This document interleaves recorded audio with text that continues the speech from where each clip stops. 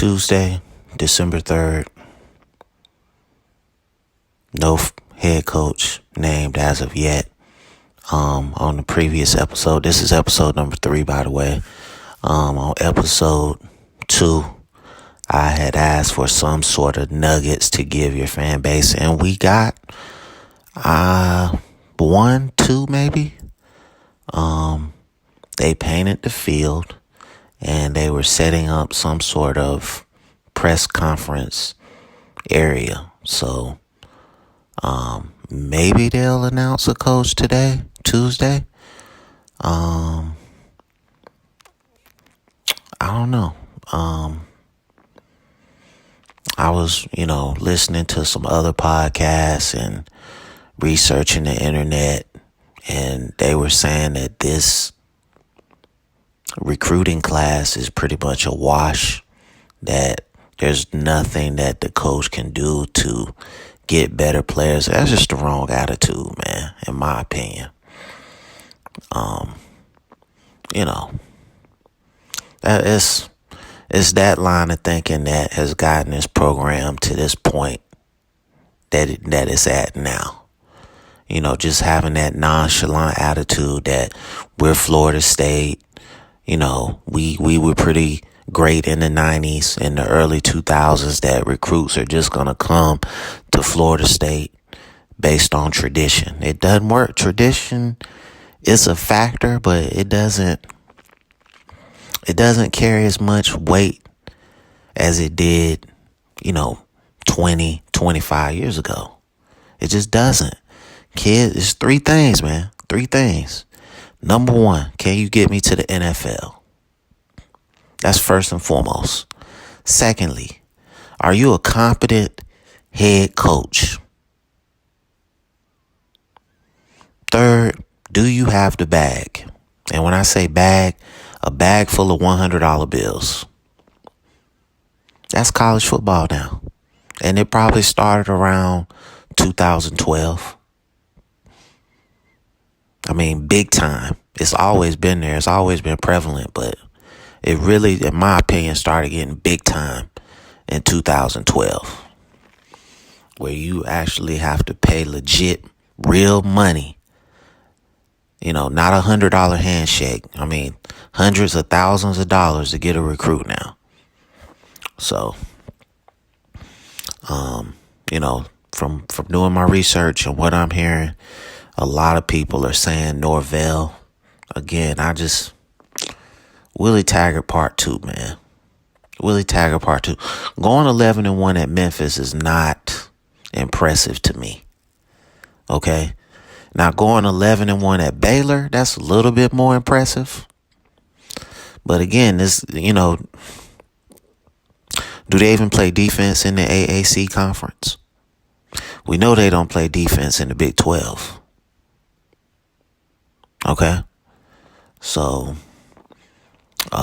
Matt Rule at Baylor, Mike Norvell at Memphis. I don't like those guys. I'll keep saying it until somebody, makes the hire. Brent Venables, championship experience. These are the coaches that he's learned under that I know of. Bill Snyder, legend at Kansas State. Bob Stoops, great coach, Oklahoma. And Dabo Swinney, 2-time national championship coach. Now, maybe Florida State already got him signed, sealed, and delivered, but, please not Matt Rule or Mike Norvell or Matt Campbell. Please, no. Okay? 2 Big 12 coaches and 1 AAC coach. Come on, man. Brent Venables is better than both of them guys, man.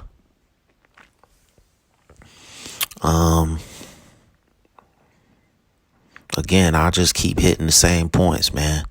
You got to fix the offensive line. You got to fix the defensive line. Your strength, conditioning, it has to take a monumental leap. Like, Georgia, Alabama, Clemson. You can just see it on the field, dog. They just look like a well-conditioned machine. They look like androids out there. They look like Terminators. Florida State, Pillsbury Dough. That's what they look like. Getting pushed all over the field by the likes of Boise State and Alabama State. I mean, I know you beat Alabama State, but still. Your pass rush, your defensive line couldn't get home on Alabama State. A SWAC team, a historically black college team. Okay? No knock on the HBCU. All right, but I'm just saying there has to be a talent discrepancy. Okay? I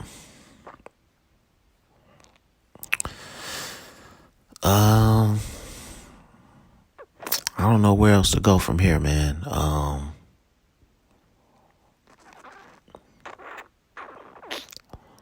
You just have to change the whole mindset when it comes to football for this university. And maybe the fact that you're going to get a new president and a new AD and a new booster president relatively soon in the near future, maybe that will change. But the nonchalant, we're Florida State, I don't like that. Because you're resting on your laurels instead of being a proactive, win at all costs within the rules.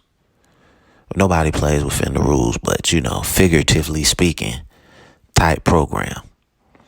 And if we can ever figure that out, I think we can get back. But again, like I've said in previous episodes, you should have listened to Jimbo. Because I think if you would have listened to Jimbo, 6-7 years ago, we still be at the top. We still be in the top 5, top 10, competing for ACC championships, right at the cusp of getting into a playoff. But you wanted to take the cheap approach, and this is what you get when you take the cheap approach to college football, man. You gotta be, unless you're just like UTEP or Oregon State or Rutgers or Duke. Florida State is one of the blue blood programs of college football. So you gotta be willing to spend that money, man. And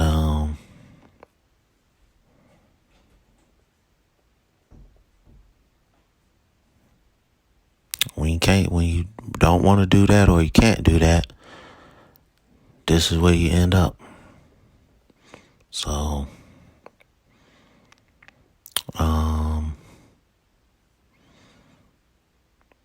how can we rebuild a program? I don't think any of the recruits coming in next year are going to make any significant contributions with the exception of maybe Jeff Sims. I think he could come in and compete for a starting quarterback job. But the offensive line, you got to go JUCO, transfer portal. Then you need some pass rushers.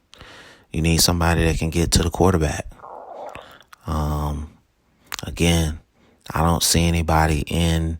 Well, they got two defensive ends that are committed. I don't know how long they stay committed based on this coaching search that's been going on exactly a month today.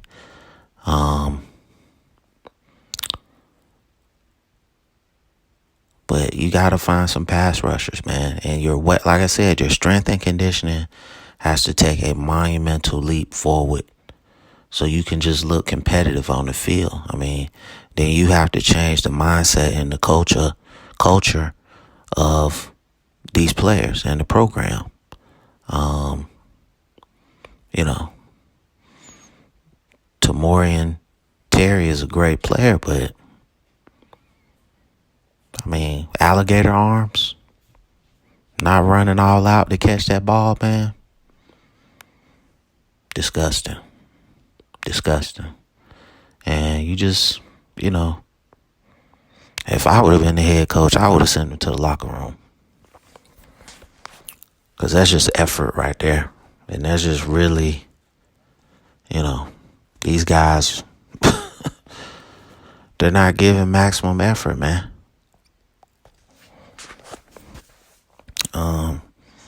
Another thing that I wanted to bring up was these uniforms, man. I absolutely hate these. I hate they changed the logo. I hate they changed the uniforms. You gotta go back to the old uniforms, man. Maybe it's just superstitious. But it just seems like when we changed our uniforms, that's when we started sucking. So we gotta, man,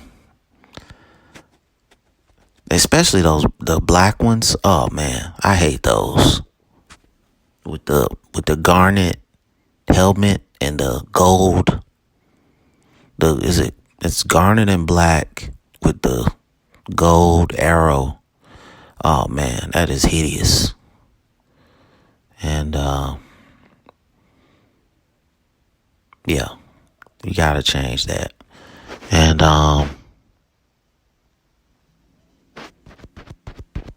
you gotta get a competent defensive coordinator. I think Charlie Strong would be a great defensive coordinator. He's a great defensive mind. He's just not a great head coach. I mean, he did do good at Louisville, though, when he was a head coach. He should have never left Louisville. Sometimes you just have to know your limitations. And, he tried it at Texas. He tried it at USF. I thought he would have been a little bit more successful at USF, but it is what it is. I mean, what is your realistic expectations at USF? If you can win 8 games at USF every year, you're doing great. But, you got to change the mindset on defense for Florida State, because Harlan Barnett is terrible. I don't know if he's trying to get fired. He's just like, I'm out of here, man. Because dropping your linebacker in the zone coverage, the deep middle of the field now. Come on. If it was me, I would have blitzed. I would have played man coverage all the way across and blitzed every goddamn play, because my pass rush can't get home. They're not going to run the ball. Trask is not a mobile quarterback. So at the very least, make him make a throw where he's not sitting back in the pocket in a recliner, comfortable as possible. Make him throw some uncomfortable throws. But like I said before, I'm not a coach. I'm not an X's and O's guy. I'm just a fan. I just see stuff on TV, and I just, it's obvious to me. Your zone coverage stinks.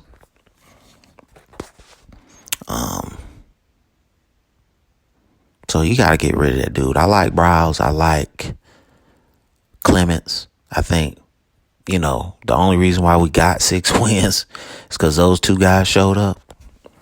And I think if we would have had a competent offensive line, we probably would have got 9 or 10 wins.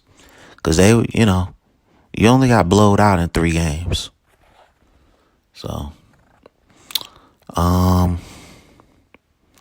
that's pretty much my Florida State rant, Florida State football rant for the day. Thank you for listening to this episode. And episode 4 will be coming soon.